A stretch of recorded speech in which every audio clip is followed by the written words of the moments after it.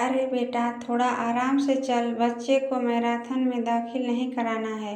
गीता अपनी गर्भवती बेटी सोनम को टोकते हुए बोली। हाँ माँ, ऑफिस के लिए लेट हो रही हूँ, कहते हुए सोनम निकल गई। गीता और महेश ने सोनम को गोद लिया था। गीता एक टीचर थी। लगभग 20 साल पहले सड़क पर एक 5-6 साल की लड़की को भटकते हुए गीता ने देखा।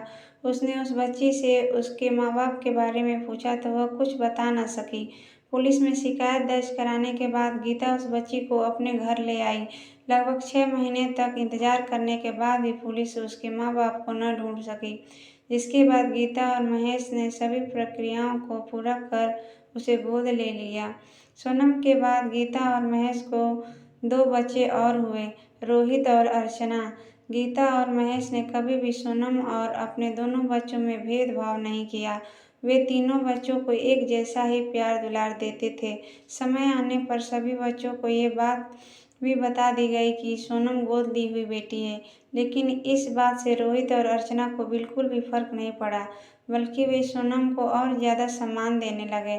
सोनम ने ग्रेजुएशन के बाद MBA किया और एक बड़ी कंपनी में HR की नौकरी करने लगी।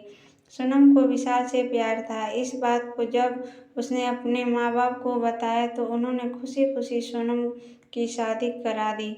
विशाल पेशे से इंजीनियर था, तो उसे काम के सिलसिले में कहीं भी जाना पड़ता था, इसलिए शादी के बाद भी सोनम अपने परिवार के साथ ही रहती थी।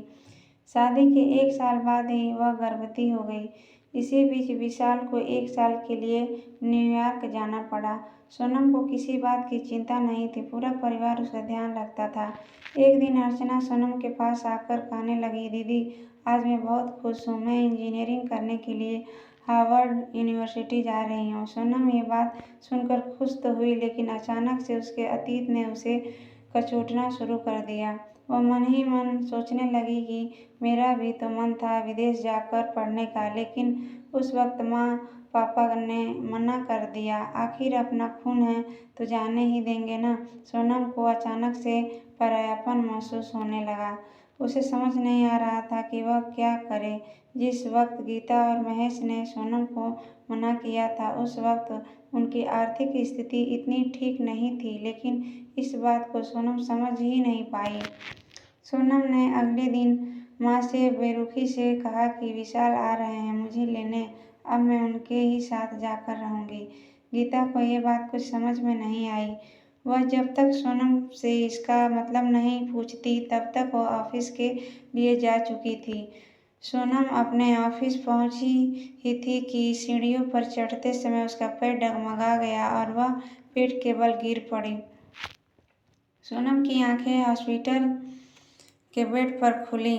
उसने अपने पेट पर हाथ फेरा तो आंखों से आंसू आ गए। उसने अपने बच्चे की चिंता हुई। दरवाजे पर देखा तो शीशे के उस तरफ माँ और विशाल का चेहरा दिखाई दे रहा था।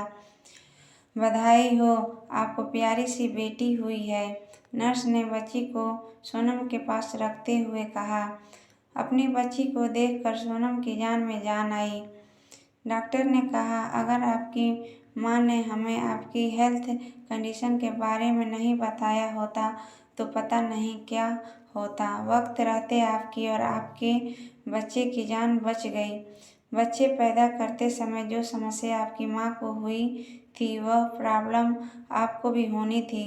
ये एक प्रकार की आनुवांशिक समस्या है। डॉक्टर की बात सुनकर सोनम अवाक रह गई।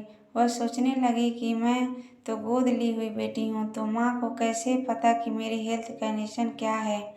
शायद माँ को याद ही नहीं रहा कि मैं उनकी गोद ली हुई अनोखी बेटी हूँ। मेरी माँ भुलक्कड़ है। इसके बाद से सोनम ने कभी भी खुद पर परायपन का भूत हावी नहीं होने दिया। फ्रेंड्स, ये वीडियो अच्छी लगी हो, कहानी अगर आपको अच्छा लगा हो तो ज़्यादा से ज़्यादा लाइक शेयर कीजिए।